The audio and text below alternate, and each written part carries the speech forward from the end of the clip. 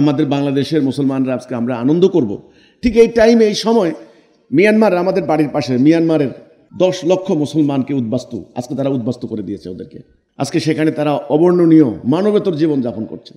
ফিলিস্তিনের অবস্থা তো বললামই, এই মুহূর্তে 7 থেকে 8 কোটি মুসলমান উদ্বাস্তু, ইরাক, সিরিয়া, লেবানন, লিবিয়া সহ সব। এবং প্রত্যেকটা মুসলমান রাষ্ট্রের ভেতরে অশান্তি, অন্যায়, জুলুম।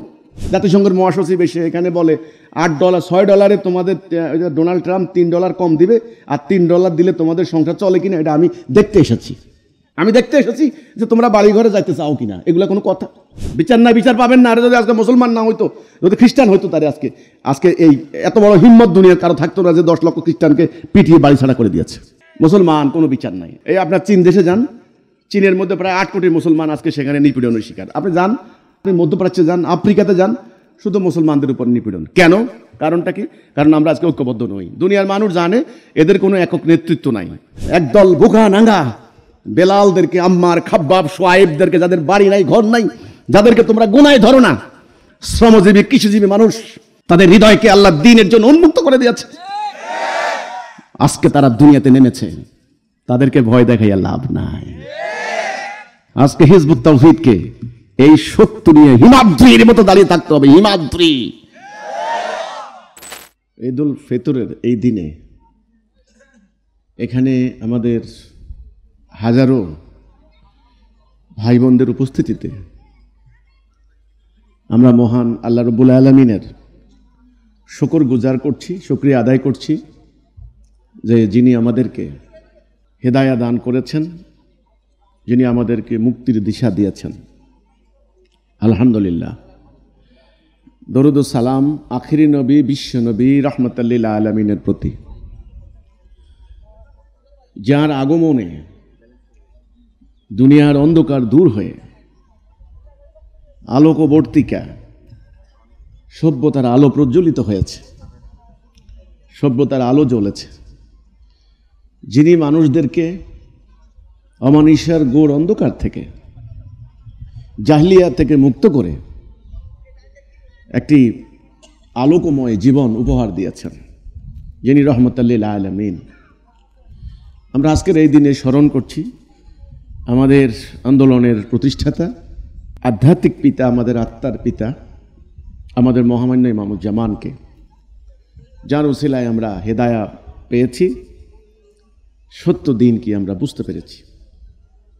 সম্মানিত ভাই ও বোনেরা, আজকের এই দিনে আমি স্মরণ করছি আমাদের সে সমস্ত শহীদ ভাইদের, যারা তাদের মূল্যবান জীবন তারা অকাতরে বিলিয়ে দিয়েছেন আল্লাহর সত্য দিন প্রতিষ্ঠার অভিপ্রায়ে। এই দিনে আমি আজকে স্মরণ করছি আমাদের সে সমস্ত ভাই বোনদেরকে যারা দুনিয়াতে নাই, ইন্তেকাল করেছেন, আমাদেরকে ছেড়ে দুনিয়া থেকে চলে গিয়েছেন। তারা আমাদের সংগ্রামের সাথী ছিলেন। তারা শ্রম দিয়ে, অর্থ দিয়ে, জ্ঞান দিয়ে, বুদ্ধি দিয়ে আন্দোলনকে বেগবান করার জন্য তারা অসামান্য অবদান রেখেছেন। সে সমস্ত ভাই বোনগুলি আজকে আমাদের মাঝে নেই, আমরা তাদেরকে স্মরণ করছি। আমি আজকে সালাম জানাচ্ছি এখান থেকে যে সমস্ত ভাই বোনরা আমাদের এই জামায়াতে হাজির হতে পারেননি, দেশের বিভিন্ন স্থানে তারা জামায়াতে অংশগ্রহণ করেছেন। এবং আমি স্পেশালি স্মরণ করছি বিশেষভাবে এখানে শহীদ পরিবারের যারা আছেন, শহীদ খোকন, শহীদ রুবেলের পরিবার, শহীদ খোকনের বাবা, মা, সন্তানরা, রংপুরে আমাদের আক্রান্ত, আমাদের উদ্বাস্তু তথা হিজরত করা মুহাজির আহত, বাড়িঘর ছাড়া আমাদের সে সমস্ত ভাইরা বোনেরা, আজকে তাদের উপস্থিতিতে আমাদের এই মাহফিল, আজকের এই ঈদ উল ফিতরের এই জামায়াত আজকে সৌন্দর্যমণ্ডিত হয়েছে। আমরা আজকে সৌভাগ্যবান। আজকে আমরা এমন একটি সময়ে এসে উপনীত হয়েছি, সময়টাকে গভীরভাবে আমাদেরকে উপলব্ধি করতে হবে, এই সময়টাকে আমাদেরকে অনুধাবন করতে হবে। কি সময়? আপনি যদি বিশ্বের পরিস্থিতির দিকে তাকান, আপনি যদি সমগ্র বিশ্বটাকে বিবেচনায় আনেন, আপনাকে আনতে হবে। কেন আনতে হবে? কারণ আমাদের নবী করিম সাল্লাল্লাহু আলাইহি সাল্লামের টাইটেল হচ্ছে রাহমাতাল লিল আলামিন। রাহমাতাল লিল আলামিন মানে হলো সারে জাহানের জন্য তিনি রহমত স্বরূপ। আল্লাহ বলেছেন ওনাকে যে আপনি বলুন, কুল ইয়া আইয়ুহান নাস ইন্নী রাসূলুল্লাহি ইলাইকুম জামিয়া। হে মানব জাতি, আমি তোমাদের সকলের জন্য আল্লাহ রাসূল। তাহলে তিনি অ্যাড্রেস করেছেন হে মানব জাতি, ও ম্যানকাইন্ড। তিনি যখন তাওহীদের প্রথম ঘোষণা দিয়েছেন সাফা পাহাড়ের পাদদেশে দাঁড়িয়ে, তখন তিনি বলেছেন ইয়া আইয়ুহান নাস, হে মানব জাতি। কাজে আপনি ওনার উম্মত হিসেবে আপনাকে অবিসম্ভাবী রূপে পুরো মানব জাতিকে আপনার বিবেচনায় আনতে হবে। এই একটা দিক। আরেকটা দিক হলো পুরো মানব জাতি একটা বডি, একটা শরীর, একটা দেহের ন্যায়, একটা পরিবার। কাজে আপনি সমগ্র আলোচনাটা পুরো মানব জাতিকে নিয়েই করতে হবে। তাহলে আমি যেটা বলছি সেটা হলো পুরো মানব জাতিকে যদি আপনি বিবেচনায় আনেন, আমরা এখন কি দেখতে পাই? একদিকে দেখতে পাই মানুষের জ্ঞান, বিজ্ঞান, প্রযুক্তি, টেকনোলজি অনেক উপরে উঠে গেছে। আজ থেকে 1000 বছর আগের থেকে মানুষ এখন অনেক উন্নত। কি কোন দিক দিকে উন্নত? প্রযুক্তি। মানুষ বিমান আবিষ্কার করেছে, স্যাটেলাইট আবিষ্কার করেছে, কম্পিউটার আবিষ্কার করেছে, fridge, television, washing machine, dish, কত কিছু, টেলিফোন, গাড়ি। মানুষের জীবনযাত্রা সহজ করার জন্য মানুষ প্রযুক্তিগতভাবে উন্নত হয়েছে, উন্নয়ন করেছে। কিন্তু মানুষ হিসাবে মানুষের কি হয়েছে? অধপতন। কতটুকু অধপতিত হলে পরে মানুষ এখানে যায়? সমগ্র দুনিয়ার দিকে আপনি তাকিয়ে দেখেন, চুরি, ডাকাতি, খুন, রাহাজানি, ধর্ষণ, হত্যা, ব্যভিচার, যুদ্ধ। এই মুহূর্তে 35টা রাষ্ট্রে যুদ্ধ চলছে। যুদ্ধের ফলে হাজার হাজার লক্ষ লক্ষ নির্দোষ নিরপরাধ নারী, শিশু নিহত হয়ে যাচ্ছে। শুধু ফিলিস্তিনি মুসলমানদের উপর যে বর্বরচিত আক্রমণ হয়েছে গত 1 বছরে, সেটা সীমাহীন। 20,000 অ্যাটম বোম প্রস্তুত। অর্থাৎ মানুষ মানুষকে মারার জন্য সমগ্র আয়োজন সমাপ্ত করেছে। এটা হলো মানব জাতির একটা দৃশ্য। মানুষ ভেতরে পৌঁছে গিয়েছে, আত্মা দেউলিয়া। আধ্যাত্মিকভাবে মানুষ আজকে দেউলিয়া। অর্থনৈতিকভাবে সুদভিত্তিক অর্থনীতি মানুষের সমাজে অর্থনৈতিক অবিচার সৃষ্টি করেছে। প্রতিটা রাষ্ট্রে 2-4টা বাদ দেন, এত বড় বিশ্বে 2-4টা গোনায় আসে না। প্রতিটা রাষ্ট্রে রাজনৈতিক গোলযোগ, দাঙ্গা হাঙ্গামা, সরকারি দল বিরোধী দল, খুনাখুনি, মারামারি। অর্থাৎ এক কথায় দুনিয়া অশান্ত। এই হলো আমরা এমন একটা টাইমে ঈদুল ফিতরের জামাতের আয়োজন করছি। এখানে আমি বক্তব্য দিচ্ছি 2025 সালে। বাংলাদেশের অবস্থা দেখেন আপনি। পুরো বাংলাদেশটাকে যদি এক দৃষ্টিতে দেখেন, সমগ্র বাংলাদেশ স্বাধীনতার পর এ পর্যন্ত 53 বছর চলে গেল। চুরি, ডাকাতি, খুন, রাহাজানি বাড়ছে না কমছে? আমি গত 2 দিন আগের পত্রিকা দেখলাম, এই মাত্র 6 মাস আগের অপরাধ 14% বেড়েছে। 14% ওদের হিসাবে, যেগুলি আদালতে বা পুলিশের মধ্যে রিপোর্ট আসে, রিপোর্টিং হয়, এই হিসাবে 14% অপরাধ তারা বলে বাড়ছে। চুরি, ডাকাতি, খুন, রাহাজানি, রাজনৈতিক দাঙ্গা হাঙ্গামা, এই দল ওই দলকে নির্বাসন করে দেওয়া বাড়ছে না কমছে? নিরাপত্তাহীনতা নারী এবং পুরুষের বাড়ছে না কমছে? কেমন বাড়ছে? আজকে মানুষ নিরাপদ নয়। হাজার হাজার কোটি টাকা পাচার করে দিয়েছে, কোনো বিচার নাই। কে কার বিচার করবে? এই হচ্ছে আমাদের বাংলাদেশের পরিস্থিতি। এবার মুসলমানদের অবস্থা আসি। এই মুসলমান জাতি তারা আল্লাহকে বিশ্বাস করে, রাসূলকে বিশ্বাস করে, তারা আল্লাহর কিতাবকে বিশ্বাস করে, পরকালকে বিশ্বাস করে। সংখ্যায় 200 কোটি, লক্ষ লক্ষ আলেম, মৌলানা, মুন্সি, মৌলবী, পীর, মাশায়েখ, কোনো কিছুর অভাব নেই। হ্যাঁ, 200 কোটি মুসলমান, 55 থেকে 60টা ভৌগোলিক রাষ্ট্র। আজকে অবস্থা দেখেন।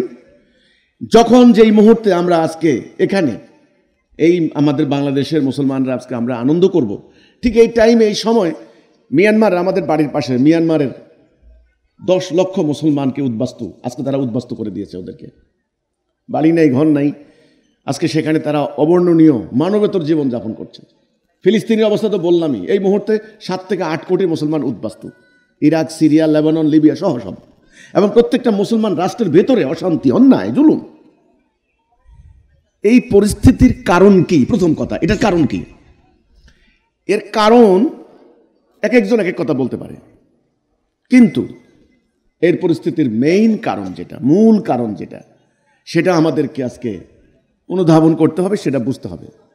এর মেইন কারণ হচ্ছে আল্লাহ রব্বুল আলামিন আমাদেরকে সৃষ্টি করেছেন আল্লাহর খলিফা হিসেবে, আল্লাহর প্রতিনিধি হিসেবে। একদম সোজা কথা আল্লাহ কোরআনে বলেছেন, সূরা বাকারা 30 নম্বর আয়াত, ওয়াইযা ক্বালা রাব্বুকা লিল মালাইকাতি ইন্নী জাইলুন ফিল আরদি খলিফা। ফিল আরদ, এই দুনিয়াতে, এই পৃথিবীতে মানুষ আল্লাহর খলিফা, আল্লাহর প্রতিনিধি। মানুষকে সৃষ্টি করা হয়েছে তার প্রতিনিধি হিসাবে। মানুষ যখন আল্লাহর প্রতিনিধিত্ব বাদ দিয়েছে, মানুষ যখন আল্লাহর খেলাফত বাদ দিয়েছে, আল্লাহর আনুগত্য বাদ দিয়েছে, তখন মানুষ ইবলিসের আনুগত্য শুরু করে দিয়েছে, ইবলিসের খেলাফত শুরু করে দিয়েছে। আর এই মানব সমাজে এই অশান্তি, এই অবিচার, এই জুলুম শুরু হয়ে গিয়েছে। তাহলে প্রথম কারণটা আমি সংক্ষেপেই বলছি, যে কারণটা হচ্ছে এই মানুষকে আল্লাহ রাব্বুল আলামিন সৃষ্টি করেছেন একটা মহাপরিকল্পনার অংশ হিসেবে। আল্লাহ জানেন যে মানুষ কোন পথে মানুষের মুক্তি আর কোন পথে অশান্তি, এটা আল্লাহ জানেন। আল্লাহ সৃষ্টি করেছেন, তিনি জানেন। এজন্য তিনি বাবা আদমকে যখন দুনিয়াতে পাঠালেন, তখন তিনি বললেন, ফাইম্মা ইয়াতিয়ান্নাকুম মিন্নি হুদা ফামান তাবিআ হুদায়া ফালা খাউফুন আলাইহিম ওয়া লাহুম ইয়াহজানুন। আমি হেদায়া দেব। হেদায়া মানে সঠিক পথ, আমি হেদায়া দেব। যারা আমার এই হেদায়াত এতায়া করবে তাদের কোনো ভয় নাই, তাদের কোনো চিন্তা নাই। তাহলে আল্লাহ হেদায়া দিবেন। আল্লাহর দেওয়া এই হেদায়া সিরাতুল মুস্তাকিম ত্যাগ করার কারণে পুরো মানব জাতি আজকে দলালাতে, পথভ্রষ্টতায় নিপতিত হওয়ার কারণে আজকে এই অশান্তি। একদম প্রথম কথা হচ্ছে মানব জীবনের এই অশান্তির কারণ কি? আপনি ব্যাখ্যা করলে অনেক ব্যাখ্যা করা যায়, আমি একেবারে সামারি করে দিলাম যে মানুষ আজকে বাস্তবতা হলো এই, আল্লাহর দেওয়া হুকুম মোতাবেক তাদের জীবন পরিচালিত করছে না। মানুষের সামনে রাস্তা কয়টি? দুটি রাস্তা। এক হলো সিরাতুল মুস্তাকিম, এক হচ্ছে দলালা। এটা হলো হেদায়া, এটা হচ্ছে দলালা। এইদিকে যারা থাকবে তারা হচ্ছে মুমিন, তারা আল্লাহর আনুগত্য করবে, আল্লাহর হুকুম মানবে। আর এইদিকে যারা থাকবে তারা ইবলিসের আনুগত্য করবে। এইদিকে যারা থাকবে তারা হচ্ছে জান্নাতি, আর এইদিকে যারা থাকবে তারা হবে জাহান্নামী। মানব জাতিকে আল্লাহ দুই ভাগে ভাগ করেছেন। সূরা তাগাবুনের 2 নম্বর আয়াত আল্লাহ বলেছেন, হয় তারা হবে মুমিন, না হলে কাফের। এখন আপনারা বলুন, পুরো মানব জাতি কি এদিকে আছে নাকি এদিকে আছে? বাম দিকে, দলালাতে। মানব জাতি আল্লাহর হুকুম মানছে না। এই কারণে আজকে মানুষের সমাজে এই অশান্তি। এই হলো প্রথম কথা। এখন এটার উপায় কি, রেমেডি কি, এটা থেকে মুক্তির পথ কি? এখন মুক্তির জন্য মানুষ চেষ্টা করছে, মানুষ সংঘ বানাচ্ছে, সমিতি বানাচ্ছে, আইন শৃঙ্খলা বাহিনী তৈরি করছে, জাতিসংঘ তৈরি করা হলো। শান্তি কি প্রতিষ্ঠা করতে পেরেছে? রাষ্ট্রে রাষ্ট্রে, দেশে দেশে সংবিধান বানানো হলো। প্রত্যেকটা সংবিধানে মানবাধিকারের কথাগুলি আছে, ন্যায় বিচারের কথা আছে, কিন্তু ন্যায় বিচার হয়েছে? মানবাধিকার হয়েছে? প্রতিটা রাষ্ট্রে চুরি, ডাকাতি, ধর্ষণ, হত্যা, নির্যাতন, গুম বন্ধ করার জন্য আইন শৃঙ্খলা বাহিনী বাড়িয়ে চলেছে, কিন্তু এগুলি কি বন্ধ হচ্ছে? বন্ধ হচ্ছে না। কেন হবে না? কেন হচ্ছে না? আবারও সেই উত্তর, যতক্ষণ না মানুষ আল্লাহর খলিফা হিসেবে মানুষ এই সিদ্ধান্ত না নেবে যে আমাদেরকে আল্লাহ সৃষ্টি করেছেন, আমরা তার উপরে যেমন ঈমান আনি, বিশ্বাস করি, ঠিক তেমনি তার দেওয়া বিধান মোতাবেক আমাদের রাষ্ট্র সমাজ চলবে। এই সিদ্ধান্ত না নেওয়া পর্যন্ত মানুষের সমাজে শান্তি আসবে না। যতই আইন শৃঙ্খলা বাহিনী বানাক, যতই সংবিধান, এই যে বাংলাদেশের সংবিধান সংস্কার করলো, কমিশন করলো, এখন পর্যন্ত কিছু করতে পারে নাই, কিন্তু শান্তির কোনো গ্যারান্টি নেই। কেউ বলতে পারবে না শান্তি হবে। নো, শান্তি হবে না। আমরা বলেছি শান্তি হবে একমাত্র একটা সিদ্ধান্ত নিতে হবে যে আমরা আল্লাহর বিধান ছাড়া কারো বিধান মানব না, আল্লাহর সার্বভৌমত্ব ছাড়া কারো সার্বভৌমত্ব মানব না। এই হচ্ছে পুরো মানব জাতির বর্তমান অশান্তি, এবং অশান্তি থেকে মুক্তির একেবারে সামারি কথা, মূল কথা। এবার আমি রাসূলুল্লাহর আগমন প্রসঙ্গে আসি। আল্লাহ সুবহানাহু ওয়া তাআলা যখন বাবা আদমকে বানালেন আল্লাহর খলিফা হিসেবে, সমস্ত ফেরেশতাদেরকে আল্লাহ বললেন সেজদা করো। ইবলিস সেজদা করে নাই। আল্লাহ যখন বললেন যে আমি যখন এর ভিতরে আমার রূহ ফুঁকে দেব, সবাই সেজদা করবা, সবাই সেজদা করলো, সমস্ত মালায়েক। ইবলিস সেজদা করে নাই। আল্লাহ বললেন যে ইবলিস তুই সেজদা করলি না কেন? ইবলিস বলে ও হচ্ছে মাটি, আমি হচ্ছে আগুন। আল্লাহ বললেন অহংকার হয়েছে, অহংকার করে এখানে থাকতে পারবে না, এখান থেকে নামিয়ে যাও। তাকে আল্লাহ রাজিম করে দিলেন, বহিষ্কার করে দিলেন। আমরা বলি আউযু বিল্লাহি মিনাশ শাইতানির রাজিম। তখন ইবলিস বহিষ্কৃত হয়ে একটা চ্যালেঞ্জ দিয়েছিল যে এ আল্লাহ, তুমি এই কারণে, আদমের কারণে আজকে আমাকে তুমি বহিষ্কার করলে, সাগির করলে, আমাকে অবকাশ দাও, সুযোগ দাও, আমি ওকে তোমার পথে থাকতে দেব না। এই হচ্ছে মেইন ঘটনা। আল্লাহ বললেন যা, তোকে উত্থান দিবস পর্যন্ত সুযোগ দিলাম। ইবলিস ওই ক্ষমতা নিয়ে, অথরিটি নিয়ে, ওই পাওয়ার নিয়ে চলে আসলো। আল্লাহ রাব্বুল আলামিন মহাপরিকল্পনার অংশ হিসেবে মাকে বানালেন। বাবা মা দুইজনকে বললেন এই জান্নাতে থাকো, যা ইচ্ছা যেটা ইচ্ছা যাও, একটা নিষেধ, ওই গাছের নিকট যাবে না। হাজি শাজারাতা ফাতাকুনা মিনাজ জালিমিন, জালেম হয়ে যাবে। তখন কিন্তু শয়তান ওনাদেরকে ভুলিয়ে দিলেন। ওনারা গেলেন সেখানে, ওনাদের লজ্জাস্থান ওপেন হয়ে পড়লো, ওনারা জান্নাতের পাতা দ্বারা নিজের লজ্জাস্থান ঢাকতে লাগলেন। এই হচ্ছে মোটা দাগের কাহিনী। এরপরে তারা তওবা করলেন, রব্বানা যালামনা আনফুসানা ওয়া ইল্লাম তাগফির লানা ওয়া তারহামনা লানাকুনান্না মিনাল খাসিরিন। আল্লাহ, তওবা করছি, আল্লাহ আমাদেরকে মাফ করে দাও, আমরা ভুল করেছি। তখন আল্লাহ বললেন, ঠিক আছে, ওকে, এখানে আর থাকতে পারবে না, এখানে নামিয়ে যাও পরস্পর শত্রু হিসাবে, এখানে বংশবৃদ্ধি করো। ওখানে কোথায়? এই দুনিয়াতে। আমরা শত্রু হিসাবে চলে আসলাম, আদম, হাওয়া আর ইবলিস। তখন আল্লাহ বললেন বাবাকে, একটু আগে আমি যেটা বললাম, দেখো আদম, আমি কিন্তু আমার পক্ষ থেকে হেদায়া পাঠাবো। এই হেদায়া মানি সিরাতুল মুস্তাকিম। এই হেদায়া মানি হলো আল্লাহর হুকুম ছাড়া কারো হুকুম বিধান না মানা, লা ইলাহা ইল্লাল্লাহ। এটাই হলো ঈমান, এটাই হলো হেদায়া, যেটা আল্লাহর সাথে বান্দার চুক্তি, অঙ্গীকার, কন্ট্রাক্ট। আল্লাহ বলেছেন, যারা এই অঙ্গীকার করবে আমার সাথে, আমার বিধান ছাড়া কারো বিধান মানবে না, আমি তাদেরকে মানে বিনা হিসেবে জান্নাতে দাখিল করব, তাদের সমস্ত গুনাহ আমি মাফ করে দেব। এই সেই হেদায়া, আল্লাহর বিধান ছাড়া কারো বিধান না মানা। এটাই হলো অঙ্গীকার, বান্দার সাথে আল্লাহর চুক্তি, অঙ্গীকার, কন্ট্রাক্ট। এই কথাটাই আল্লাহ রাব্বুল আলামিন বলেছেন পুরো কোরআন জুড়ে, আমার আনুগত্য করো, আমার হুকুম মানো, আমার আদেশ মানো। এটাই হলো লা ইলাহা ইল্লাল্লাহ, একমাত্র আল্লাহ ছাড়া কাউকে ইলাহ হিসাবে না মানার ঘোষণা। এই সিরাতুল মুস্তাকিম, এই হেদায়া দিয়ে বাবা আদমকে পাঠানো হলো। বাবা আদমের কলেমা ছিল লা ইলাহা ইল্লাল্লাহ, আদম সফিউল্লাহ। বাবা আদম চলে গেলেন, পর্যায়ক্রমে তার বংশ বৃদ্ধি হতে লাগলো। আমরা দুনিয়াতে ছড়াই ছিড়িয়ে পড়তে লাগলাম। ইবলিস প্ররোচিত করে হেদায়া থেকে আবার দলালাতে নিয়ে গেল। আবার আদম সন্তানের মধ্যে মারামারি, হানাহানি, খুনাখুনি শুরু হয়ে গেল। এটা ঠিক করার জন্য আল্লাহ রাব্বুল আলামিন আবার নবী পাঠালেন। যেমন ইব্রাহিম আলাইহিস সালাম আসলেন একটা পর্যায়ে, ওনার কলেমা হচ্ছে লা ইলাহা ইল্লাল্লাহ ইব্রাহিম খলিলুল্লাহ। তিনি মার খেলেন, ওনাকে আগুনে নিক্ষেপ করা হলো, আপনারা জানেন। আল্লাহ ওনাকে সাহায্য করলেন। তখন লড়াই করে, সংগ্রাম করে তিনি আবার দলালা থেকে হেদায়াতে আনলেন। তিনি চলে গেলেন, ওনার ছেলে ইসমাইল আলাইহিস সালাম, ওনার কলেমা লা ইলাহা ইল্লাল্লাহ ইসমাইল জবিউল্লাহ। সংগ্রাম করলেন, লড়াই করলেন, উনি আবার চলে গেলেন। এভাবে মানব জাতি চলতে লাগলো। শয়তান আবার হাজার শত বছরের কাল পরিক্রমায় তাদেরকে আবার দলালাতে নিয়ে গেল।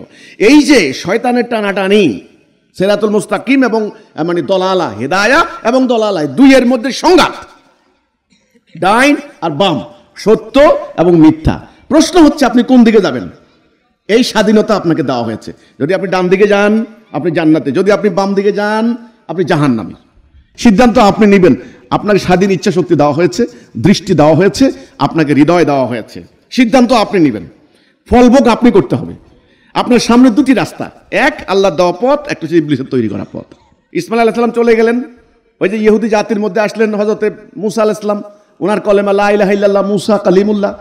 উনি চলে যাওয়ার পরে ঈসা আলাইহিস সালাম লা ইলাহা ইল্লাল্লাহ ঈসা রুহুল্লাহ, শেষ নবী, আখিরি নবী, বিশ্ব নবী, রহমাতুল লিল আলামিন। ওনার কলেমা মানে আমাদের কলেমা, আমাদের মানে অঙ্গীকার আল্লাহর সাথে, লা ইলাহা ইল্লাল্লাহ মুহাম্মাদুর রাসূলুল্লাহ। এইবার যিনি আসলেন উনি কিন্তু শেষ নবী, আখিরি নবী, খাতামুন নবীন। উনি কিন্তু শেষ নবী, আর নবী আসবে না, রাসূল আর আসবে না। এইবার আল্লাহ রাব্বুল আলামিন সিদ্ধান্ত নিলেন, পুরো মানব জাতির মধ্যে আমি আর নবী দেব না, যতদিন কিয়ামত আছে, কিয়ামত হওয়া পর্যন্ত একজন নবী, আমাদের নবী। এবং ওনার কাছে যে কিতাবটা দেওয়া হলো, এই কিতাব কোরআনুল কারীম, কোরআনুল মাজিদ, কোরআনুল হাকিম, ফুরকান, এটাই হলো সেই কিতাব যাতে কোনো বক্রতা নাই, যাতে কোনো গোজামিল নাই, যাতে কোনো ভুল নাই, যাতে কোনো মিস্টেক নাই। এটা রচিত হয়েছে সম্পূর্ণ প্রাকৃতিক নিয়মের উপরে প্রতিষ্ঠিত করে, দীনুল ফিতরা।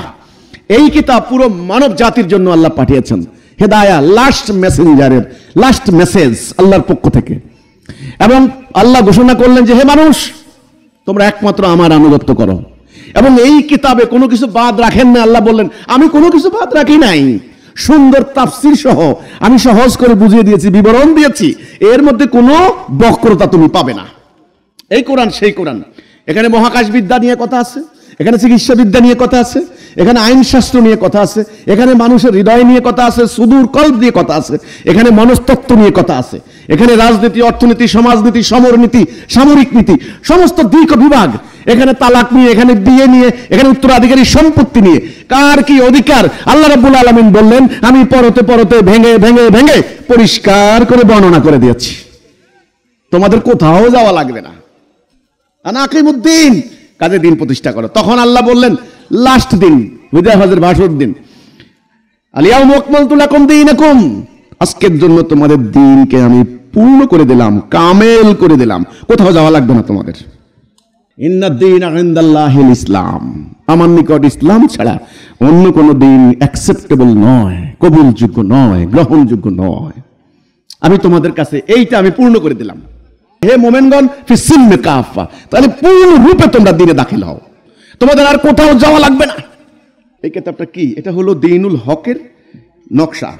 একটা বিল্ডিং বানাবেন না, বিল্ডিং তৈরি করার ডিজাইন লাগে না, নকশা লাগে না, এটা হলো সেটা। আর বিল্ডিংটা হচ্ছে দীনুল হক।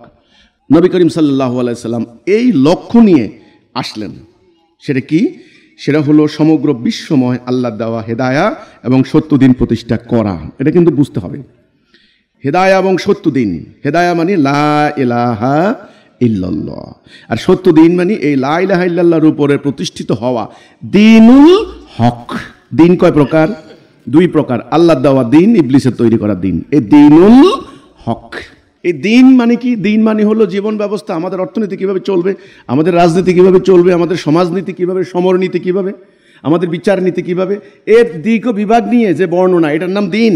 এটার নাম কি? দিন। এই দিন আল্লাহ দিয়েছেন। এই দিনও কিন্তু দুই প্রকার, আমি আগেই বলেছি, আল্লাহর দেওয়া দিন, ইবলিসের তৈরি করা দিন। এখন এই দিন যদি মানব জীবনে প্রতিষ্ঠিত না হয় তাহলে লাভ আছে?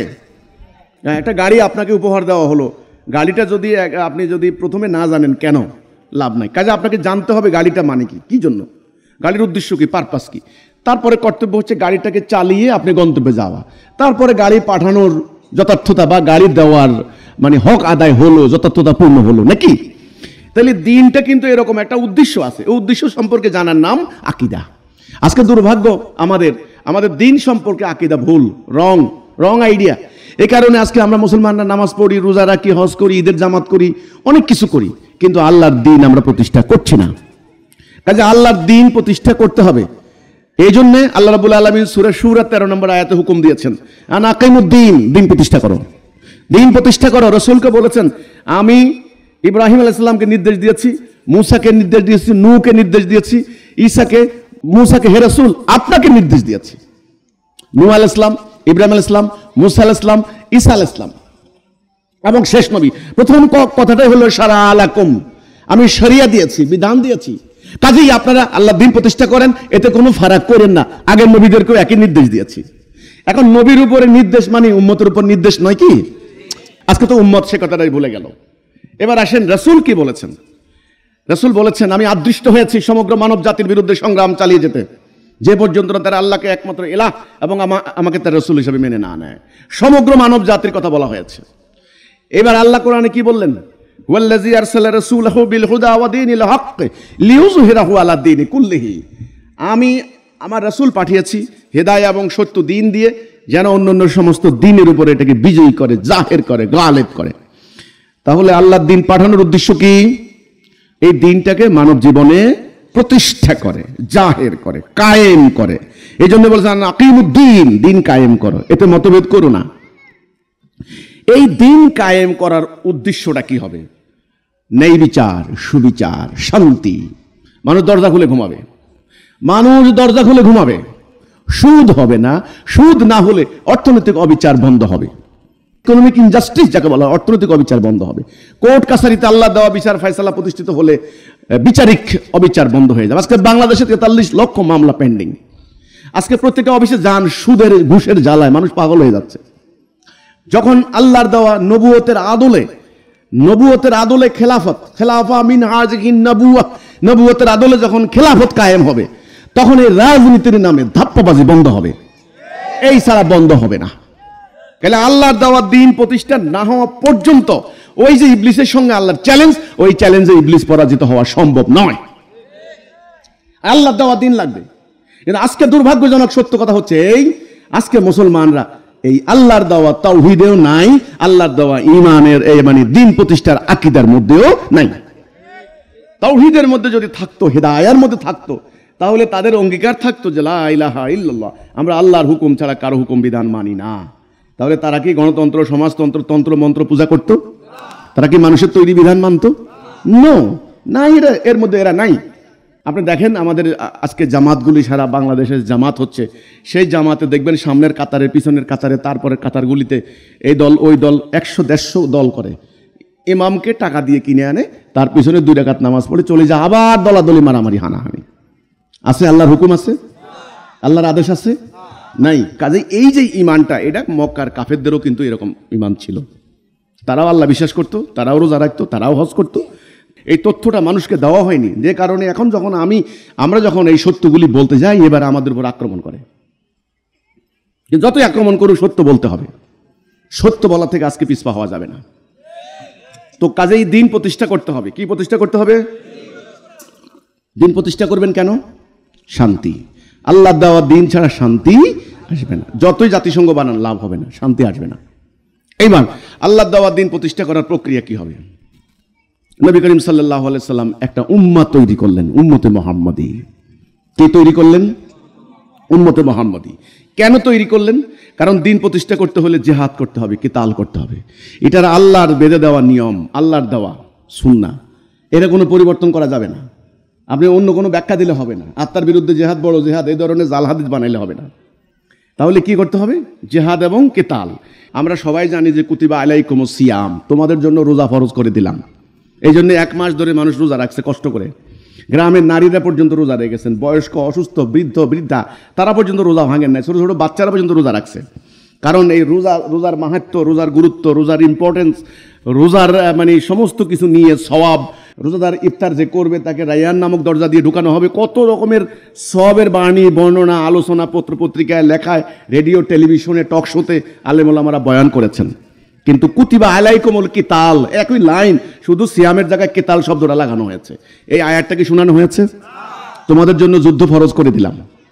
যুদ্ধ ফরজ, কুতিবা আলাইকুমুল কিসাস, তোমাদের জন্য কিসাস ফরজ করে দিলাম।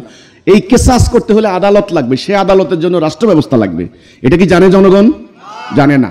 কিতালের আয়াত জনগণকে জানানো হয়েছে? হয় নাই। জনগণ মনে করেছে কি, ও এটা নবী করেছেন, নবী সাহাবীরা করেছেন, এটা আমাদের ব্যাপার না, এটা আমাদের ব্যাপার না, নবী আর নবী সাহাবীদের ব্যাপার। তো কাজেই দিন প্রতিষ্ঠা করার জন্য নবী করিম সাল্লাল্লাহু আলাইহি সাল্লাম একটা উম্মাহ তৈরি করেছেন। কি তৈরি করেছেন? উম্মাহ, একটা জাতি। সেই উম্মাহ উম্মতে মুহাম্মাদী। আল্লাহ রাব্বুল আলামিন এই উম্মাহ সম্পর্কে কোরআনে কি বললেন? কুনতুম খায়রা উম্মাহ, তোমরাই সেরা জাতি। ওর বাপরে, আল্লাহ সার্টিফিকেট খেলা গেলি কথা। তোমরাই সেরা জাতি। কুনতুম খায়রা উম্মাহ উখরিজাত লিন-নাস তা'মুরুনা বিল মা'রুফ ওয়া তানহাউনা আনিল মুনকার। তোমাদেরকে এই মানব জাতি থেকে আমি আলাদা করেছি, খারিজ করেছি। কি উদ্দেশ্যে? তোমরা সৎ কাজের আদেশ, অসৎ কাজ থেকে নিষেধ করবে। এই উম্মাহকে আল্লাহ রাসূল আকরাম সাল্লাল্লাহু আলাইহি সাল্লাম ঐক্যবদ্ধ করলেন আল্লাহর দেওয়া কর্মসূচি মোতাবেক। ঐক্যবদ্ধ করলেন। কেমন ঐক্য? সাফফান কাআন্নাহুম বুনিয়ানুম মারসুস, সীসা গলানো প্রাচীরের ন্যায় ঐক্যবদ্ধ করলেন। তাদেরকে ডিসিপ্লিন শিখালেন, তাদেরকে একজন নেতার আনুগত্য করতে হবে। কারণ আরববাসী, আপনারা জানেন, এই গোত্র ওই গোত্র, ট্রাইবাল সোসাইটি, ওরা গোত্র নেতা ছাড়া ওরা অন্য কাউকে মানে না, গোনার ধরে না। আপনি কত বড় রাজা বাদশাহ, ওদের গোত্রের যিনি, ট্রাইবের যিনি হেড, প্রধান, সে তার কথা শুনবে, ও কার কথা শুনবে না। এই আরবদের বৈশিষ্ট্য এখনো কিছু কিছু আছে। সেই গোত্রভিত্তিক সমাজ থেকে আল্লাহ রাসূল একটা ইস্পাতের মতো ঐক্যবদ্ধ করলেন। ঐক্যবদ্ধ করে তাদেরকে ডিসিপ্লিন শিখালেন, তাদেরকে একজন নেতার আনুগত্য করতে হবে এটা শিখালেন। কারণ কোরআনে আল্লাহ বলছেন, আতিউল্লাহ আতিউর রাসূল আউলিল আমরি মিনকুম, আল্লাহর আনুগত্য, রাসূলের আনুগত্য, তোমাদের মধ্যে যিনি আমির তার আনুগত্য করতে হবে। আনুগত্য করা শিখালেন। এরপরে হিজরত করা শিখালেন। তারপরে জান মাল দিয়ে জিহাদ করা শিখালেন। প্রশিক্ষণ দিলেন। যে আরবরা মানে কি ব্রাশ করতো না, তাদেরকে মিসওয়াক করা শিখালেন। তাদেরকে ম্যানার্স, এটিকেট, এগুলো সব শিখালেন। আচার আচরণ, বিহেভিয়ার কিভাবে করতে হবে, কিভাবে মানে পরিবারের দায় দায়িত্ব পালন করতে হবে, কিভাবে সোসাইটিতে চলতে হবে, পরিষ্কার পরিচ্ছন্নতা থেকে শুরু করে যুদ্ধবিদ্যা পর্যন্ত তাদেরকে শেখানো হলো। তাইলে রাসূলুল্লাহ একটা উম্মাহ তৈরি করলেন। এটা কিন্তু মনে রাখতে হবে। রাসূল কি করলেন? একটা উম্মাহ তৈরি করলেন। উম্মাহ, এই উম্মাহকে কি তৈরি করলেন এটা বুঝতে হবে। কিন্তু যোদ্ধা জাতি। কি জাতি? যোদ্ধা জাতি। না অন্য কোনো জাতি, না অন্য কোনো কিছু, যোদ্ধা। তিনি যোদ্ধা তৈরি করলেন। যোদ্ধা তৈরি করার উদ্দেশ্য কি? তারা লড়াই করে, তাদের বাড়িঘর ত্যাগ করে, তাদের স্ত্রী পুত্র পরিজনের মায়া মমতা ত্যাগ করে, তার থেকে শত শত গুণ বেশি শক্তিশালী শত্রুর বিরুদ্ধে মোকাবেলা করে তারা বহির্গত হয়ে আল্লাহ দেওয়া এই দিনটা তারা প্রতিষ্ঠা করবে। এই জন্য আল্লাহ রাসূল তাদেরকে অনুপ্রেরণা দিলেন, সঙ্গে থাকলেন, তাদের সাথে তিনি না খেয়ে থাকলেন, পেটে পাথর বাঁধলেন, আঘাতে আঘাতে জর্জরিত হলেন, তাদের একটা চরিত্র সৃষ্টি করলেন। উম্মতে মুহাম্মদের চরিত্র ছাড়া কিন্তু হবে না। এটাই কোরআনে, পুরো কোরআন জুড়ে আল্লাহ বলছেন মুত্তাকি, তাকওয়ার চরিত্র। এই চরিত্র ছাড়া আপনি কিন্তু দিন প্রতিষ্ঠা করতে পারবেন না। তাইলে দিন প্রতিষ্ঠা করতে হলে প্রথমে ঈমান আনতে হবে। প্রথমে কি করতে হবে? ঈমান আনতে হবে। প্রথমে ঈমান, লা ইলাহা ইল্লাল্লাহ, আল্লাহর হুকুম বিধান ছাড়া কারো হুকুম বিধান মানি না, আল্লাহর সাথে অঙ্গীকার, চুক্তি। দ্বিতীয় কাজ হবে সেই চুক্তি বাস্তবায়নের জন্য 5 দফা কর্মসূচিকে ধারণ করে একটা উম্মাহ তৈরি করতে হবে। উম্মতে মুহাম্মদী, একটা বাহিনী, যারা আপোষহীন সংগ্রামী, যারা জীবনের সর্বস্ব উৎসর্গ করে দিবে সত্য প্রতিষ্ঠার জন্য। এদের হৃদয় যখন পবিত্র হবে, এদের লক্ষ্য যখন স্থির হবে, এদের নিয়ত যখন সহি হবে, এরা মুখে যা বলে কাজে তখন তাই করবে, এরা যখন আল্লাহর দেওয়া নিয়ম মোতাবেক তাদের নিজের চরিত্র হাসিল করবে, তখন আল্লাহ বলেছেন আমি তোমাদের সাহায্য করব। আল্লাহর সাহায্য আসলে কোনো ভয় আছে? আল্লাহ সাহায্য করবেন। আল্লাহ বললেন যে আমি মোমেনদেরকে সাহায্য করব, সাহায্য করা আমার হক, আমার মানে দায়িত্ব। ওখানে হাক্কান আলাইনা নাসরুল মুমিনিন, তোমরা হতাশ হও না, তোমরা নিরাশ হও না, তোমরা বিজয়ী হবে যদি তোমরা মোমেন হও। মোমেন অবশ্যই বিজয় লাভ করবে, মোমেনকে আল্লাহ সাহায্য করবেন। এই মোমেনকে সূরা হুজরাতের 15 নম্বর আয়াত, কথাটা কি আমার কথার দিকে মনোযোগ আছে? আচ্ছা, রাসূলুল্লাহ কি করেছেন? উম্মাহ তৈরি করেছেন, উম্মতে মুহাম্মদী। উম্মাহ মানে আপনারা মনে করছেন লম্বা দাড়ি থাকবে, পাগড়ি থাকবে, মাদ্রাসা অনেকগুলো ডিগ্রি থাকবে, এরকম? জি না। উম্মাহ মানে যোদ্ধা, মরণজয়ী যোদ্ধা, নির্ভীক যোদ্ধা। ঘরে ভাত নাই কিন্তু তলোয়ার ঠিকই আছে। প্রত্যেকটার জীবনের উদ্দেশ্য ছিল আল্লাহর রাস্তায় শহীদ হওয়া। প্রতিটা রণাঙ্গনে পাগল হয়ে গিয়েছেন কোন বুহে প্রবেশ করলে শহীদ হওয়া যায়। রাসূল তাদেরকে সেই অনুপ্রেরণা দিয়েছেন। কোরআনে বলছেন ইয়া আইয়ুহান নবী হারিদিল মুমিনিনা আলাল কিতাল, হে নবী কিতালে মুমিনদেরকে উদ্বুদ্ধ করেন, উদ্দীপ্ত করেন, উদ্দীপনা দেন। যদি তারা রণাঙ্গনে যায় তাহলে একজন মুমিনের জন্য আমি 20 জন মালায়েক রেডি করে রাখছি। তারা যদি আমার রাস্তায় শহীদ হয় তাদেরকে মৃত বলা যাবে না, তারা জীবিত। বালাহিয়া ওয়ালা কিল্লা তাশউরুন, তোমরা বুঝবা না কিন্তু তারা জীবিত। এই শহীদদের মর্যাদা কেন এত টপ? ইসলামে আর কারো মর্যাদা এত বেশি নাই, শহীদদের। এর উদ্দেশ্য হচ্ছে এই জিহাদ করে, সংগ্রাম করে, রক্ত দিয়ে, লড়াই করে আল্লাহর দেওয়া দিন প্রতিষ্ঠা করতে হবে। রাসূলুল্লাহ সেই দিন প্রতিষ্ঠা করেছেন, তিনি নমুনা দেখিয়ে দিয়েছেন। ওনার জীবদ্দশায় ওনার 2 ভাগে ভাগ করা যায়। নবুয়তি জীবন প্রথমে 13 বছর তাওহীদের দিকে ডাক দিয়েছেন, বাকি 10 বছর তিনি 78টা যুদ্ধ করেছেন। পুরা জাজিরাতুল আরব, ওইদিকে আরব সাগর, এইদিকে লোহিত সাগর, এইদিকে ইরান সাগর, এই মধ্যখানে জাজিরাতুল আরব 12.5 লক্ষ কি 13 লক্ষ বর্গ মাইল, বিশ্বের অন্যতম বৃহত্তম উপদ্বীপ। 12.5 লক্ষ 13 লক্ষ বর্গ মাইল। রাসূলুল্লাহ দেখেন কি গতি, কি প্রাণবন্ততা, কি গতিময়তা, কি সংগ্রাম। মাত্র 63 বছর হায়াত, কি গতি, কি ডায়নামিজম। স্থবিরতার কোনো জায়গা আছে? কাপুরুষতার জায়গা আছে? মাথা নত করার কোনো সুযোগ আছে? নো। এই সংগ্রাম করে তিনি এই আরব সমাজের মধ্যে শান্তি আনলেন। কেমন শান্তি এবার একটু না জানলে তো বুঝবেন না, ইতিহাস না জানলে তো আপনি বুঝবেন না যে জাহিলি আরব আর রাসূলুল্লাহ দিন প্রতিষ্ঠা হওয়ার মধ্যে আরবের কি ডিফারেন্স। প্রথমত হলো আরবরা মারামারি করত, খুনাখুনি করত। পরবর্তী দিন প্রতিষ্ঠা হওয়ার পর তারা ভাই হয়ে গেল। এদেরকে ভাই বানালো কিসে? আল্লাহর দিন, তাওহীদ, তাওহীদের সুতা, তাওহীদের রশি। তাদের সমাজে চুরি ডাকাতি হতো, চুরি ডাকাতি বন্ধ হয়ে গেল। আদালতে ন্যায় বিচার হতো না, ন্যায় বিচার প্রতিষ্ঠিত হলো। ঘুষ খাইতো মানুষ, সুদি কারবারিরা অর্থের মালিক আর গরিবরা একেবারে নিষ্পেষিত। সুদ চিরতরে নির্মূল হয়ে গেল। মদ খেয়ে মাদকাসক্ত হয়ে ঘরে ঘরে শেষ হয়ে গেছে মানুষ, মানুষের আত্মা পচে গেছে। সেই মাদকতা নির্মূল হয়ে গেল। তাহলে মাদক নির্মূল হয়ে গেল, ঘুষ নির্মূল হয়ে গেল, সুদ নির্মূল হয়ে গেল। নারীদের স্বাধীনতা প্রতিষ্ঠা হলো। দাসত্ব ব্যবস্থা, মানুষ বাজার থেকে কিনে আনতো, সেই দাস ব্যবস্থা মানে ব্যবসা ধীরে ধীরে নির্মূল হতে হতে হতে হতে একেবারে শেষ পর্যন্ত চলে আসলো। এই শান্তি একই মডেলে বাকি দুনিয়াতে আল্লাহ দেওয়া দিন, আল্লাহকে ইবলিসের চ্যালেঞ্জে বিজয়ী করার জন্য, আল্লাহ দেওয়া দিন প্রতিষ্ঠা করার জন্য রাসূলুল্লাহর ইন্তেকালের পর সাহাবীরা কি ঘরে বসে বসে কি জ্ঞান অর্জনের দিকে মনোযোগ দিচ্ছেন নাকি? কে কত সুন্দর করে মাখরাজ আদা করে পড়তে পারে সেটার দিকে মনোযোগ দিচ্ছেন নাকি? যে কত একেবারে 1000 তসবিহ দানা নিয়ে আত্মার ঘষা মাজা করে দরজা বন্ধ করে সেদিকে মনোযোগ দিচ্ছেন নাকি? কি ইতিহাস কি বলে? ইতিহাস কি বলে? পড়েন না সমস্ত ইতিহাস। এবার মুসলমানদের লেখা ইতিহাস, খ্রিস্টানদের লেখা ইতিহাস, ইতিহাস পড়েন না, তা তো সব লেখার মধ্যে পরিষ্কার। সেটা হলো হযরত আবু বকর যখন খলিফা হলেন, তিনি পুরো উম্মাকে 8টা বাহিনীতে ভাগ করলেন, বিভিন্ন দিকে পাঠিয়ে দিলেন অভিযাত্রিক দল, শুরু হয়ে গেল লড়াই। পরবর্তী 60-70 বছরের ব্যবধানে অর্ধ দুনিয়াতে আল্লাহর দেওয়া দ্বীন প্রতিষ্ঠা হয়ে গেল। বাকি দুনিয়া রয়ে গেছে না তখন সময় গেল প্রায় 1 শতাব্দী চলে গেল। দুর্ভাগ্যজনক সত্য কথা হচ্ছে ইতিহাস হচ্ছে পরবর্তী উম্মাহ তাদের উপর সেই দেওয়া দায়িত্ব তারা ভুলে গেল। সাহাবীরা ঠিকই দায়িত্ব পালন করে গেছেন, সাহাবীদের সঙ্গে সাহাবীদের সন্তানরাও ঠিকই দায়িত্ব পালন করে গেছেন, কিন্তু পরবর্তীতে এই যে উমাইয়া আব্বাসীয় খেলাফতের নামে যে কামড়াকামড়ি শুরু হলো, এরপর থেকে সেই দ্বীনের সেই আকীদা নাই, দ্বীন প্রতিষ্ঠার সেই উদ্দেশ্য হারিয়ে গেল, কর্মসূচি বিধ্বস্ত হয়ে গেল। আমরা আর সেই সংগ্রামী জাতি রইলাম না, আমরা সেই ঐক্যবদ্ধ জাতি রইলাম না, আমরা আর সেই সিরাতুল মুস্তাকিমে থাকলাম না। আমাদের লক্ষ্য হয়ে গেছে ভিন্ন ভিন্ন, আমাদের একার লক্ষ্য রইল না। ইতিমধ্যেই শত্রুরা আমাদেরকে আক্রমণ করলো, পুরো মুসলিম বেল্ট ইউরোপিয়ানদের দ্বারা আমরা পরাজিত হলাম, লাঞ্ছিত হলাম, শোষিত হলাম, বঞ্চিত হলাম। তারা আমাদেরকে পায়ের নিচে দিয়ে আল্লাহর দেওয়া বিধান বাদ দিয়ে তাদের দেওয়া বিধান চাপিয়ে দিল। তাদের রাজনীতি তারা আমাদেরকে করতে বাধ্য করলো। তাদের দেওয়া সুদভিত্তিক অর্থনীতি এখন চলে, আমরা সুদ খাই, অথচ কোরআনে আল্লাহ সুদ হারাম করেছেন। আমাদের জাতীয় অর্থনীতি সুদের, আমাদের কোর্ট কাছারিতে বিচার হয় আল্লাহর দেওয়া আইনে নয়, ব্রিটিশ রোমানদের আইনে, কিন্তু আমরা নামাজ পড়ে যাচ্ছি। এমত অবস্থায় আজকে তারা ঐক্যবদ্ধ, ইউনাইটেড আমাদের বিরুদ্ধে। তারা আজকে আমাদের 10 লক্ষ মুসলমানদেরকে উদ্বাস্তু করে, আমরা কোনো বিচার পাই না।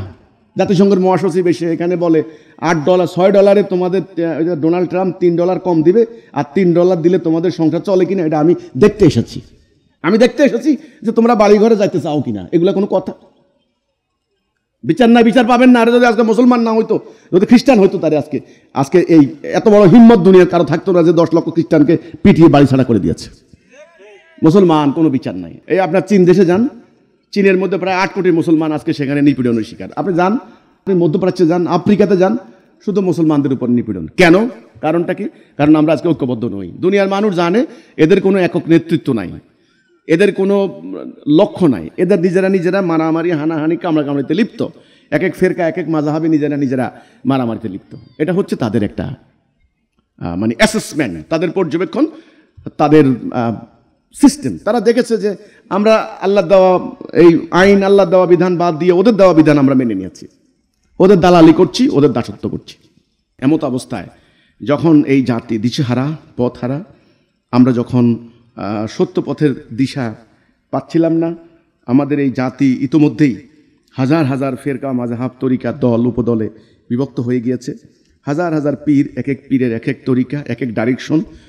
পীরের মুরিদরা তারাও হাজার হাজার ভাগে বিভক্ত, হাজার হাজার রাজনৈতিক দল, অরাজনৈতিক দল, তারা বিভক্ত। এমত অবস্থায় আল্লাহ রাব্বুল আলামিন এই জাতির দিকে তাকালেন। আলহামদুলিল্লাহ, আল্লাহ শুকর। তিনি এই মহাসত্য দিয়ে একজন মহামানব তিনি পাঠালেন। তিনি এই সত্যটা তিনি দান করলেন। সেটা হচ্ছে আবারও আমাদেরকে আল্লাহ তাওহীদে ঐক্যবদ্ধ হতে হবে।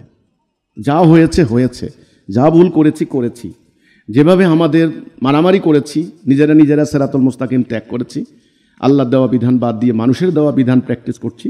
এখন আমাদের কাজ হবে একটা, সেটা হচ্ছে আবারও সেই তাওহীদে প্রত্যাবর্তন করা, লা ইলাহা ইল্লাল্লাহ মুহাম্মাদুর রাসূলুল্লাহ। আল্লাহর এবং রাসূলের বিধান ছাড়া আমরা আর কারো বিধান মানি না। লা ইলাহা ইল্লাল্লাহ, আল্লাহ তোমার হুকুম ছাড়া কারো হুকুম মানব না, তোমার আনুগত্য ছাড়া কারো আনুগত্য করব না, তোমার এই তায়া ছাড়া কারো এই তায়া করব না। আমরা তওবা করেছি, আমরা ভুল করেছি, ইবলিসের প্ররোচনায় আমরা বুঝতে পারি নাই। কাজে এই তওবাটা এখন করে আজকে ঐক্যবদ্ধ হতে হবে একদল মুমিনকে। আমি জানি সবাই ঐক্যবদ্ধ হবে না। ঐক্যবদ্ধ হওয়ার পর তাদেরকে একটা শক্তভাবে একটা চরিত্র হাসিল করতে হবে, আপনাদেরকে চরিত্র অর্জন করতে হবে। কি চরিত্র? রাসূলের সাহাবীদের চরিত্র। কি চরিত্র? মুমিনের চরিত্র। কি চরিত্র? সংগ্রামের চরিত্র।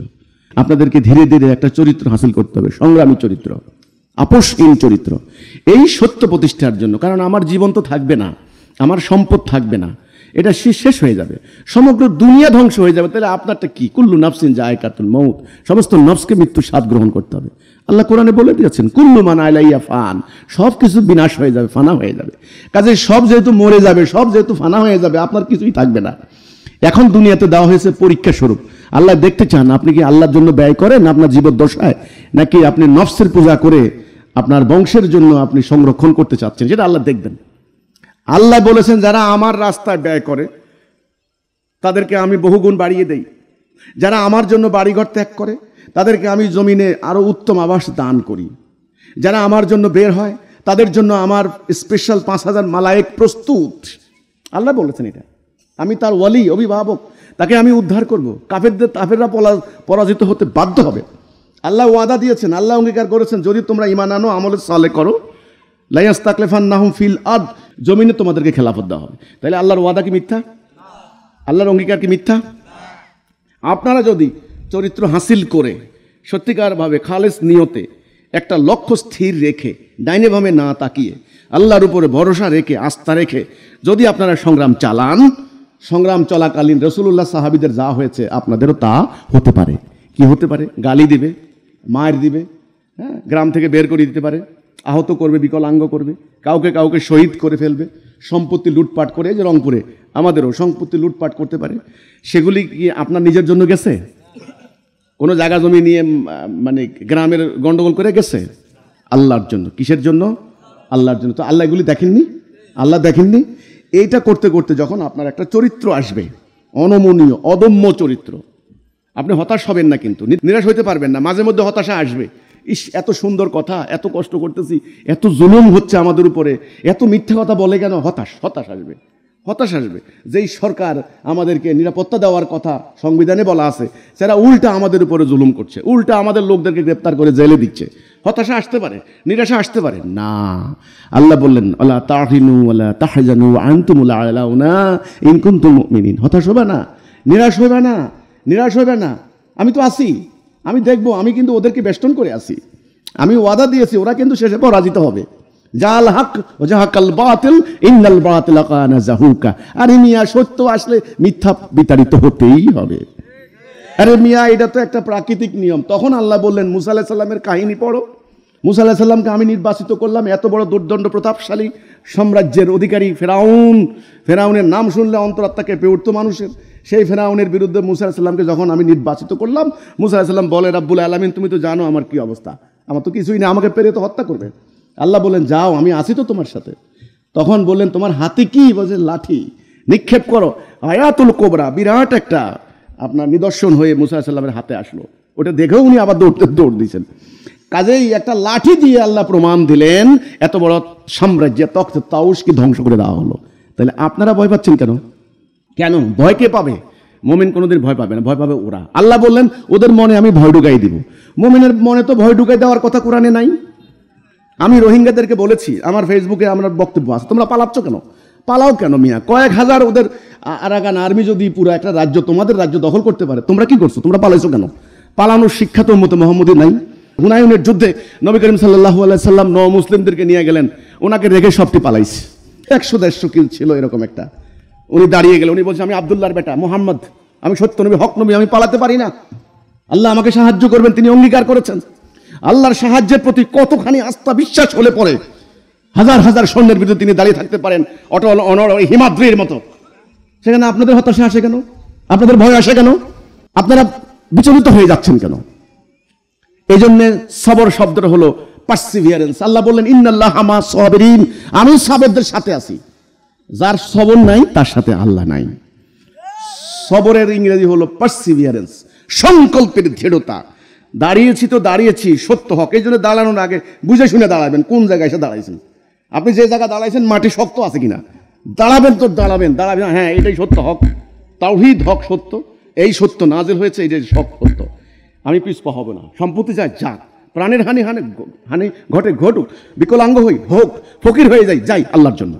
তাহলে চরিত্র যখন আল্লাহ এটা দেখবেন, লক্ষ্য স্থির থাকবে, নিয়ত সহি থাকবে, নিজেদের মধ্যে রুহামা ও বাইনাকুম, আত্মায় গলায় গলায়, এক ভাই বিপদে পড়লে আরেক ভাই, এক ভাই সমস্যা পড়লে আরেক ভাই, এই যখন পরিস্থিতি হবে তখন আল্লাহ বললেন আমি তোমাদেরকে সাহায্য করব। একবার আল্লাহ সাহায্য নেমে আসলে পৃথিবীর কোনো শক্তি নাই আপনাদেরকে পরাজিত করে। এই সংগ্রাম আমরা করে যাচ্ছি, আমাদের জন্য আপনারা দোয়া করবেন। শুধু এইটুকু দোয়া করবেন আমরা যেন অবিচলিত থাকি, আমাদের ভিতরে কোনো কিছু যেন আমাদেরকে আল্লাহর পথ থেকে বিচ্যুত করতে না পারে। আমরা আল্লাহর কাছে দোয়া করবো, আল্লাহ আমাদের তুমি জানমাল কবুল করো, তবু তোমার খেলাফত করে যেন যেতে পারি আল্লাহ। আমরা সাধারণ মানুষ, আমরা গুনাহগার, আমাদের গুনাহের কোনো শেষ নাই, আমাদের জ্ঞানের সীমাবদ্ধতা আছে, আমাদের প্রজ্ঞার সীমাবদ্ধতা আছে। এত তো সত্ত্বেও আমরা দাঁড়িয়েছি, এত তো সত্ত্বেও আমরা দাঁড়িয়েছি তোমার উপর ভরসা করে, তোমার উপরে আমরা আস্থা রেখে। কাজে তুমি আমাদের সাহায্য করো, কোনো ব্যাপারে বিচলিত হবেন না, হতাশ হবেন না, নিরাশ হবেন না। এই আন্দোলন তৈরি করছেন কে? আল্লাহ। এখান পর্যন্ত নিয়ে আসছেন কে? আল্লাহ। ওরা আল্লাহ বলে যে ইউরিদুনা লিয়ুতফিউ নূরাল্লাহ বিআফওয়াহিহিম আল্লাহু মুতিম্মু নূরিহি ওয়ালাউ কারিহাল কাফিরুন। ওরা ফুৎকার দিয়ে আল্লাহর নূরকে নির্বাপিত করে দিতে চায়, কিন্তু নো, আল্লাহ সিদ্ধান্ত নিয়েছেন তিনি আল্লাহর নূরকে বিকশিত করবেন, আল্লাহর দ্বীনকে প্রতিষ্ঠা করবেনই। কঠিন ব্যাপার, কঠিন ব্যাপার, ওরা বুঝে না তো। আরে ভাই, আপনার হাতের ভাগ্য রেখা, এটা কি থু দিয়ে কি ভাগ্য রেখা উঠানো যায়? চামড়া উঠে রক্তক্ষরণ শুরু হবে, রক্তক্ষরণ শুরু হবে। আর হলে পেন্সিলের লেখা, এটা দিয়ে থুতু দিয়ে আঙুল দিয়ে ঘষে উঠানো যায়। আমাদের এই আন্দোলন কি পেন্সিলের লেখা? এটা তোমাদের কপালে ভাগ্য রেখা, উঠাইতে যাও, চামড়া ছুলে জীবন যাবে তোমাদের। মানব জাতির কপালে ভাগ্য রেখা, মানব জাতি পথ হারা হয়েছে, মানব জাতি জুলুম করেছে জমিনের উপরে, আল্লাহর অবাধ্য হয়েছে, নাফরমানি করেছে, আল্লাহর কিতাব বাদ দিয়ে মানুষের আনুগত্য, ইবলিসের আনুগত্য করছে। রব্বুল আলামিন তিনি আজীবন চেয়ে দেখবেন না, তিনি তার পক্ষ থেকে হেদায়া পাঠিয়েছেন। একদল বুকা নাঙ্গা বেলালদেরকে, আম্মার, খাব্বাব, শুআইবদেরকে, যাদের বাড়ি নাই, ঘর নাই, যাদেরকে তোমরা গুনায় ধরো না, শ্রমজীবী কৃষিজীবী মানুষ, তাদের হৃদয়কে আল্লাহ দ্বীনের জন্য উন্মুক্ত করে দিয়েছে। আজকে তারা দুনিয়াতে নেমেছে, তাদেরকে ভয় দেখাইয়া লাভ নাই। আজকে হিজবুত তাওহীদকে এই শক্তি নিয়ে হিমাদ্রির মতো দাঁড়িয়ে থাকতে হবে। হিমাদ্রি, মৃত্যু তো হবে। গত 2 দিন আগে আমাদের বরিশালের এক বোন ইন্তেকাল করছেন, মৃত্যু তো কেউ ঠেকাতে পারছে না, হবেই। কাজে মোমেনদেরকে মৃত্যুর ভয় দেখাইয়া কোনো লাভ হবে না। শুধু আমার একটা অনুরোধ থাকবে, চরিত্র ধারণ করবেন, কেউ যেন বলতে না পারে যে এই ছেলেগুলি অন্যায় করছে, এ খারাপ কাজ করছে, ইত্যাদি ইত্যাদি। এই চরিত্র যেন আমরা ধারণ করি। আল্লাহ আমাদেরকে আল্লাহর সত্য দিন প্রতিষ্ঠায় তৌফিক দান করুক। আল্লাহ আমাদেরকে এই দুনিয়াতে আল্লাহর খেলাফত করার তৌফিক দান করুক। মানবতার কল্যাণে, মানুষের মুক্তির জন্য আমাদের জীবন সম্পদকে যা আছে গরিবানা হালতে আর কি যা আছে, এটা যেন উৎসর্গ করে দিতে পারি। আল্লাহ যেন আমাদেরকে সেই তৌফিক দান করে। ওয়া মা তৌফিকে ইল্লা বিল্লাহ। সালামু আলাইকুম ওয়া রাহমাতুল্লাহি ওয়া বারাকাতুহু।